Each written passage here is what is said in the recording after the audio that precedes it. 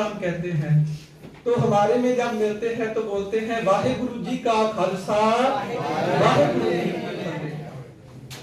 फतेह एक ऐसा नारा है जिस नारे के साथ हमें एनर्जी मिलती है। जैसे हम गुरु साहब जी के साहिबजादों का जिक्र पढ़ते हैं ना, बाबा जोरावर सिंह जी और बाबा फतेह सिंह जी, जिनकी उम्र केवल 7 और 9 साल थी।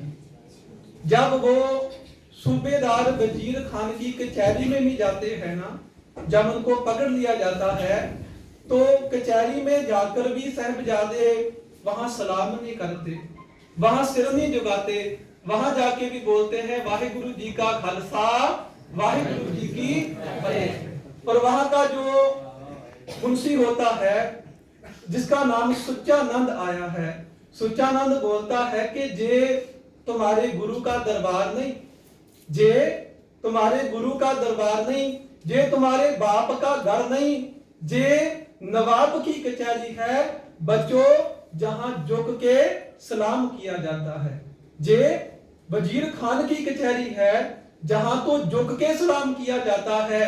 तो साहिबजादे कहते हैं मरना तो कबूल है लेकिन झुकना कबूल नहीं। हम मर सकते हैं, मरना मंजूर है लेकिन झुकना मंजूर नहीं, क्योंकि कई प्रकार की मौत का विद्वानों ने जिक्र किया है, लेकिन हमारे गुरु साहब जी कहते हैं कि शरीर का मर जाना मौत नहीं होती, शरीर का मर जाना मौत नहीं, क्योंकि शरीर करके तो एक दिन सभी ने मरना है, लेकिन अंदर से जमीर का मर जाना ये असल मौत है। जिस आदमी का जमीर मर जाए, जमीर मरने की परिभाषा कि आप बुराई को देखकर भी साइलेंट रहते हो, आप बुरे काम को देखते हो आवाज नहीं उठाते, क्योंकि जितना जुल्म करना पाप है उतना जुल्म को सहारना भी पाप है। सो धन श्री गुरु नानक देव महाराज जी की एक विचारधारा थी। गुरु नानक देव महाराज जी एक विचारधारा को लेकर चले थे। उनके मेन 3 उद्देश्य थे, 3 वचन गुरु नानक देव महाराज जी जहां भी जाते थे वहां कहते थे। पहला वचन कहते थे कि किरत करो, किरत कहते हैं काम को।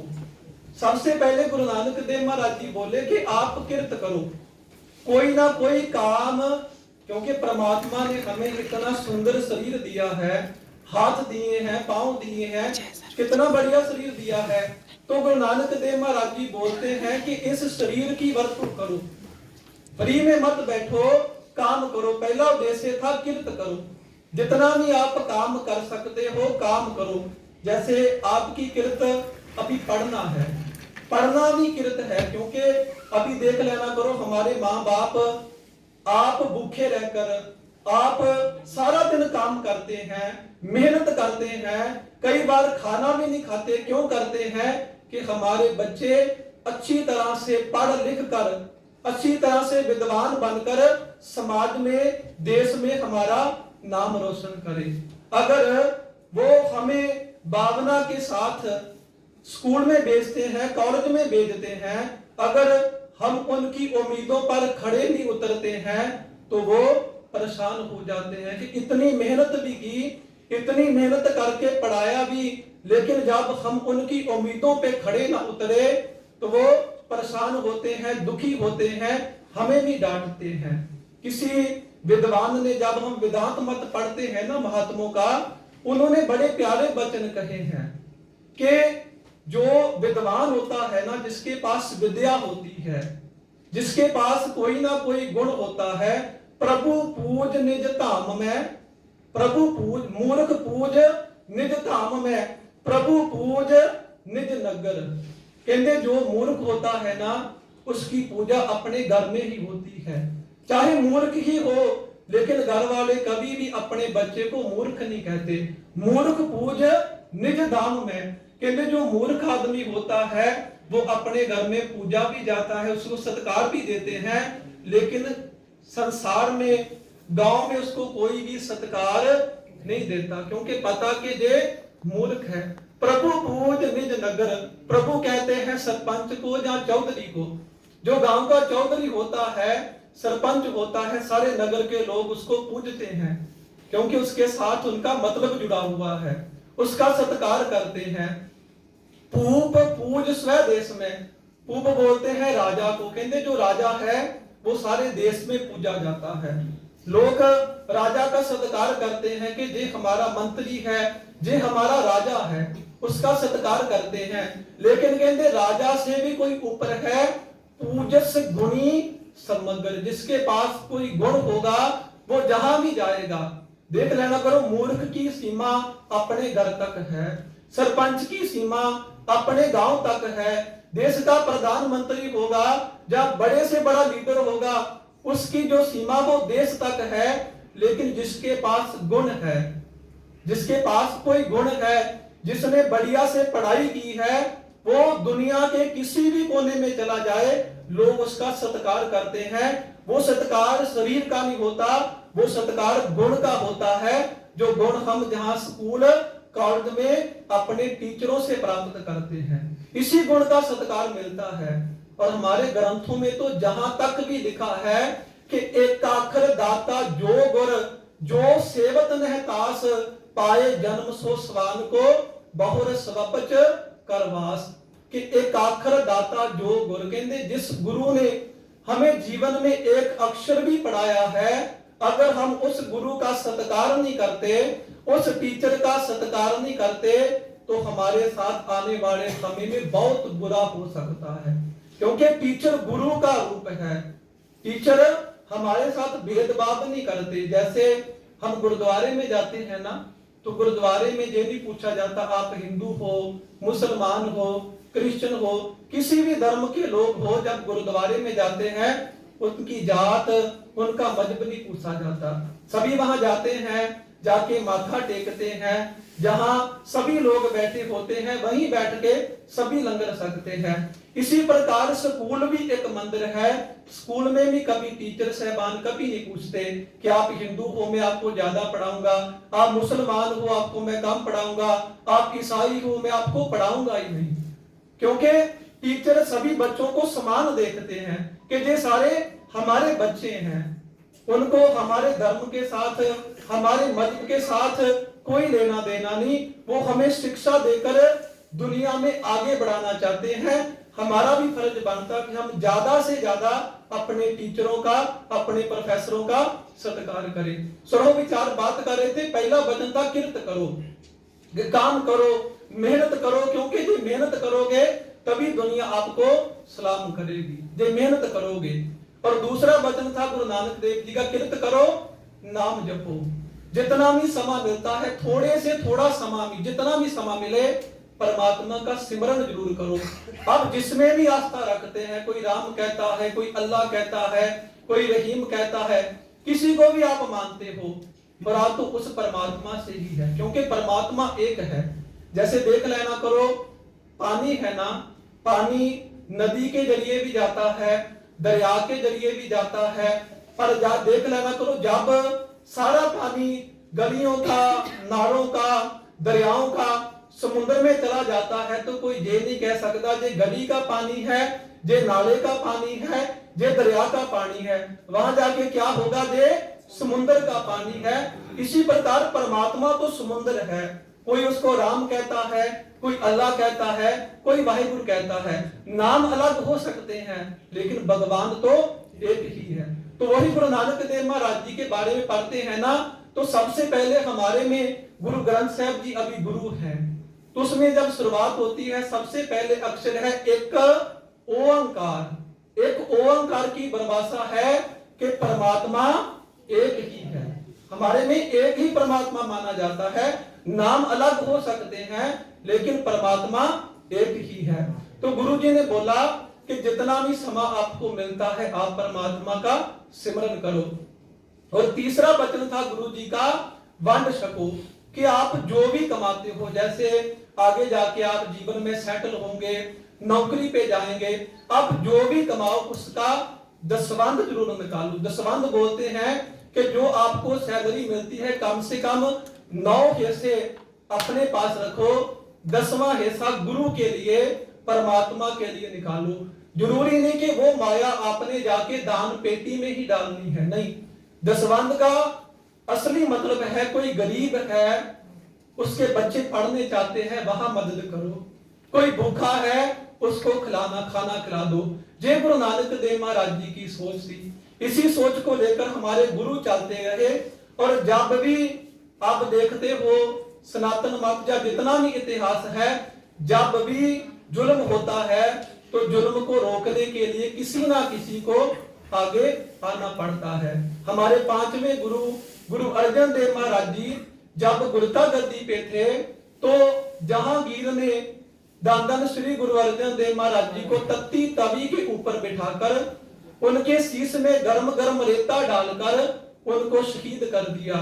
जब गुरु अर्जन देव महाराज जी की शहीदी होती है तो वचन आते हैं, जब डुलदा खून शहीदां दा तकदीर बदलती कौमां दी, कि जब भी किसी का इस धरती पे खून डुला है तब क्रांति आती है। देख लेना करो भगत सिंह, सुखदेव, राजगुरु जितने में पढ़ते हैं, जब उनका खून डुला, उनको फांसी पे लटकाया गया, फिर दुनिया में जागृति आई, फिर लोग जागे कि अंग्रेजों को भगाना पड़ेगा, अपना देश आजाद कराना पड़ेगा। इसी प्रकार जब गुरु को तत्ती तवी में बैठाया गया तो जो गुरु के सपुत्र थे, छेवें गुरु गुरु हरगोबिंद साहब महाराज जी, उन्होंने दो तलवारें पहनी थी, एक मीरी की और एक पीली की। और गुरु हरगोबिंद साहब महाराज जी जो छेवें गुरु थे, उन्होंने भी मुगलों के साथ 4 युद्ध किए थे और 4 युद्ध में गुरु हरगोबिंद साहब महाराज जी ने जीत प्राप्त की थी। और मैं एक बात आपको स्पष्ट कर दूं कि गुरु का किसी मजहब, किसी धर्म, किसी के साथ कोई वैर नहीं था। गुरु की लड़ाई थी मानवता को बचाने के लिए। गुरु लड़े थे बुराई को मिटाने के लिए, गुरु लड़े थे जुल्म को मिटाने के लिए, गुरु लड़े थे हमारी संस्कृति को, हमारे देश को बचाने के लिए। सतगुरु साहब महाराज जी मानवता को बचाने के लिए लड़े थे। जब देखा कि अब इनके जुल्मों के खिलाफ कोई आवाज उठाता नहीं, लोग दबे हुए हैं, लोग डरे हुए हैं, लोग सहमे हुए हैं। देख लेना करो जब कश्मीरी पंडितों के जनेऊ उतारे गए थे, औरंगजेब ने हुक्म कर दिया था कि इनके जनेऊ उतार कर इनके माथे से तिलक मिटा दिए जाए।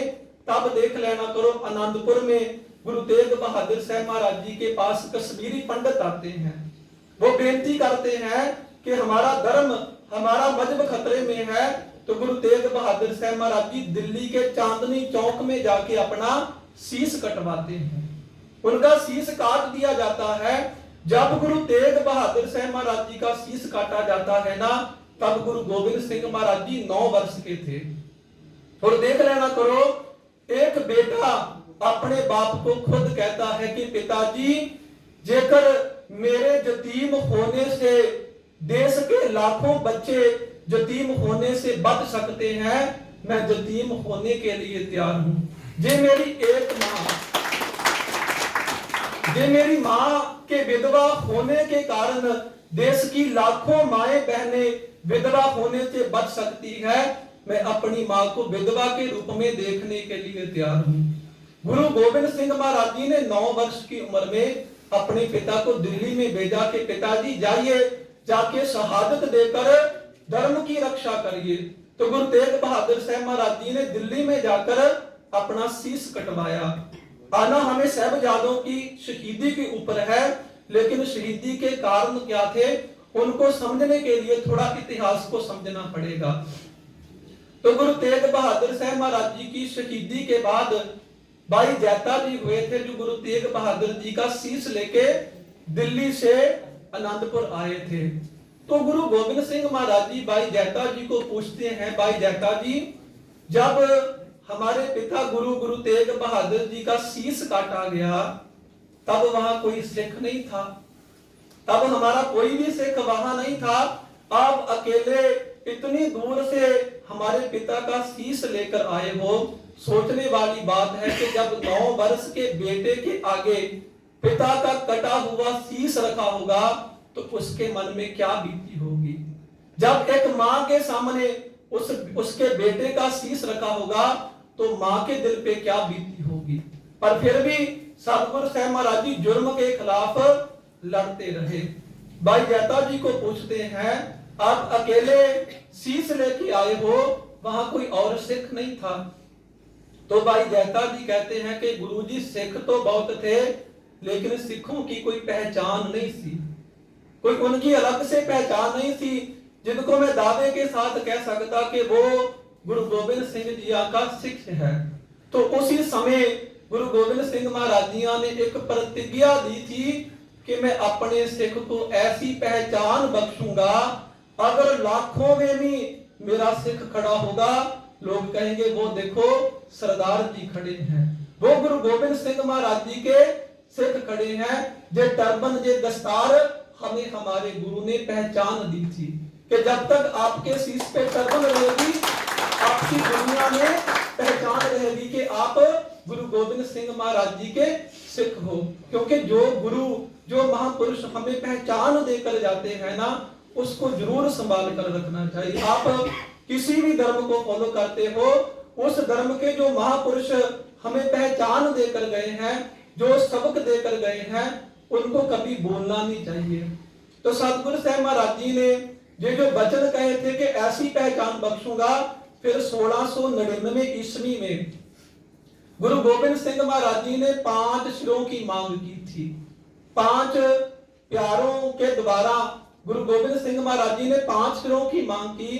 5 प्यारों ने अपना शीश गुरु को अर्पण किया। तब गुरु गोबिंद सिंह महाराज जी ने खंडे बाटे का अमृत तैयार किया था। उसी समय से ही हमारे में जो सिंह शब्द आया है, सिंह का मतलब होता है शेर। पहले सिंह नहीं लगता था, जैसे दयाराम, मतीदास, सतीदास, पहले ऐसे नाम होते थे। लेकिन गुरु गोबिंद सिंह महाराज जी ने बोला कि मैंने शेरों की फौज तैयार की है। जो कभी कहते थे ना कि काम हमारा तोलन तकड़ी, नंगी करद न कबहू पकड़ी, चिड़ी उड़े ते मैं डर जाऊं, दुश्मन से कैसे लड़ पाऊं। पहले ऐसे हालात थे हमारे देश के कि काम हमारा तोलन तकड़ी, कि हमारा काम तो तकड़ी को तोलना है, हमारा काम तो सेवा करनी है। हम कैसे हाथ में तलवारें पकड़ सकते हैं? हमने तो कभी हाथ में नंगी करद भी नहीं पकड़ी। चिड़ी उड़े ते मैं डर जाऊं, जब चिड़ी भी उड़ती है ना, जब उसकी आवाज आती, हम सहम जाते हैं कि शायद अफगान या मुगल चढ़ के आगे। इतना डर था उनके मनों में। पर गुरु गोबिंद सिंह महाराज जी ने वचन कहे थे कि गिद्दड़ों से मैं शेर बनाऊं, चिड़ियों से मैं बाज तड़ाऊं, 1.25 लाख से एक लड़ाऊं, तबे गोबिंद सिंह नाम कहाऊं। कि मैं 1.25 लाख के साथ अपने एक सिख को लड़ाऊंगा, तभी मैं अपने आप को गुरु गोबिंद सिंह कहाऊंगा। और गुरु गोबिंद सिंह महाराज जी ने खालसा पंथ की साधना की। जब खालसा पंथ की ताकतें बढ़ने लगी, तब पहले जो पहाड़ी राजे थे, 22 दार के पहाड़ी राजे, उन्होंने गुरु के साथ बड़ी ईर्ष्या की। 22 दार के जो पहाड़ी राजे थे ना, उनको गुरु जी ने बड़ा समझाया कि आप हमारे साथ मिलकर इनके साथ औरंगजेब जुल्म कर रहा है, हमारे साथ खड़े होकर उसके खिलाफ लड़िए। लेकिन जो 22 दार के पहाड़ी राजे थे, वो भी गुरु के साथ ईर्ष्या करने लगे कि ये तो सिरों पे दस्तारे बांधते, क्योंकि दस्तार सरदारी की निशानी है। जे घोड़ों की सवारी करते हैं, तो घोड़े में भी उस समय जो राजा महाराजा थे वही बैठा करते थे। जे नगारे बजाते हैं, नगारे भी राजा महाराजों के महलों में बजते थे। जे शिकार खेलते हैं, शिकार करना राजे महाराजों का काम था। तो गुरु ने अपने सिखों को राजे महाराजे ही बना दिया कि आप राजे महाराजे हो, किसी से डरने की जरूरत नहीं, जेकर आप सच्चे हो तो। इसी का फलस्वरूप जब औरंगजेब को पता चला कि गुरु गोबिंद सिंह महाराज जी और उनके खालसे की ताकत दिन पर दिन बढ़ रही है, तो 1704 ईस्वी में औरंगजेब ने बहुत बड़ी फौज को देकर अनंतपुर में भेजा। साथ में 22 दार के पहाड़ी राजे भी हैं, और लगातार 7 महीने तक अनंतपुर के किले को घेर कर रखा गया। लेकिन जब फिर भी इतनी फौजें होने के बावजूद भी वो गुरु गोबिंद सिंह महाराज जी को पकड़ नहीं पाए, फिर जो मुसलमान थे उन्होंने अपने धार्मिक ग्रंथों की कसमें खाई। जो 22 दार के हिंदू पहाड़ी राजे थे, उन्होंने भी गाय की कसमें खाई कि एक बार आप आनंदपुर का किला छोड़ दो, आप जहां भी जाना चाहते हो चले जाओ, हम आपको कुछ नहीं कहेंगे। तो गुरु गोविंद सिंह महाराज जी ने उनके धार्मिक ग्रंथों का सत्कार किया कि धार्मिक ग्रंथों की कसमें खाई है, पर माफ करना जो लोग जुल्म करते हैं, पाप करते हैं, जिनका कोई ईमान नहीं, उनका कोई धर्म नहीं होता। जो लोग जुल्म करने वाले ना, वो चाहे सिख हो, चाहे ईसाई हो, चाहे मुसलमान हो, चाहे हिंदू, कोई भी हो, जिनका काम है जुल्म करना, जिनका काम है नफरत बांटना, उनका कोई धर्म, कोई मजहब नहीं होता। वो जात मजहब के नाम पर लोगों को आपस में लड़वाते हैं और कुछ नहीं। लेकिन जो धर्म के साथ जुड़े हुए हैं, वो एक दूसरे को प्रेम करना सिखाते हैं। और गुरु गोविंद सिंह महाराज जी ने 14 जंगें लड़ी थी, 14 जंग अपनी 42 साल की उम्र में। और 14 जंगों का आप इतिहास पढ़ के देखना, हिंदी में, इंग्लिश में भी मिल जाएगा। एक भी जंग में गुरु गोविंद सिंह महाराज जी ने पहल नहीं की। जब दुश्मन चढ़ के आया तो गुरु गोविंद सिंह महाराज जी ने, क्योंकि जब कोई आपके ऊपर हावी हो जाए, आपके घर पे ही चढ़ के आए, फिर अगर आप जवाब ना दे तो आप कायल होंगे। तो गुरु गोविंद सिंह महाराज जी मर्द थे, इसलिए जो भी चढ़ के आया उनको जवाब दिया। पर देख लेना करो, 14 जंगे के बाद भी गुरु गोविंद सिंह महाराज जी ने किसी के ऊपर कब्जा नहीं किया, किसी की जगह नहीं लूटी, किसी की रियासत को नहीं लूटा, क्योंकि गुरु गोविंद सिंह महाराज जी तो सभी के साथ प्रेम करते थे, प्यार करते थे। तो जब 7 महीने का घेरा आनंदपुर को पड़ा, गुरु गोविंद सिंह महाराज जी ने अपने बच्चों के, अपने परिवार के समेत आनंदपुर का किला छोड़ा। तो आनंदपुर का किला छोड़ने के बाद जो पहाड़ी राजे थे, मुगल नवाब थे, उन्होंने अपने कस्बे वालों को बुलाकर गुरु गोविंद सिंह महाराज जी और उनके परिवार के ऊपर हमला कर दिया।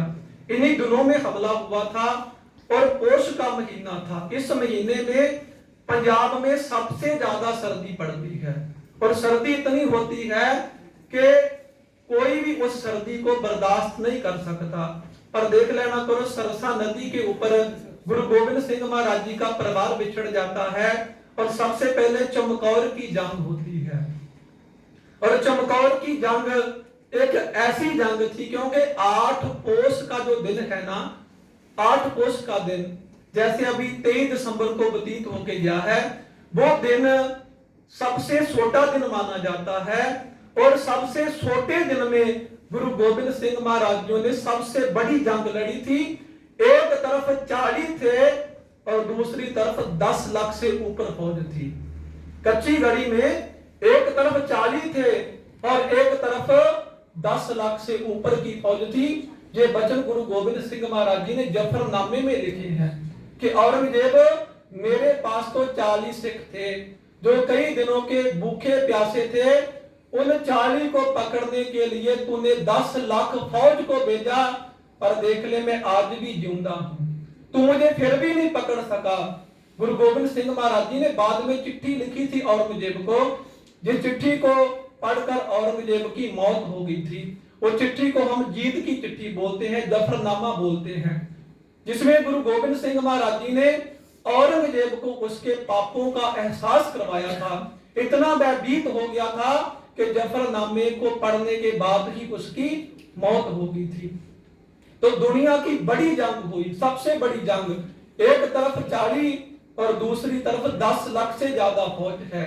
और देख लेना करो, माँ बाप सबसे ज्यादा अपने बच्चों के साथ प्रेम करते हैं, सबसे ज्यादा माँ बाप बच्चों के साथ प्रेम करते हैं।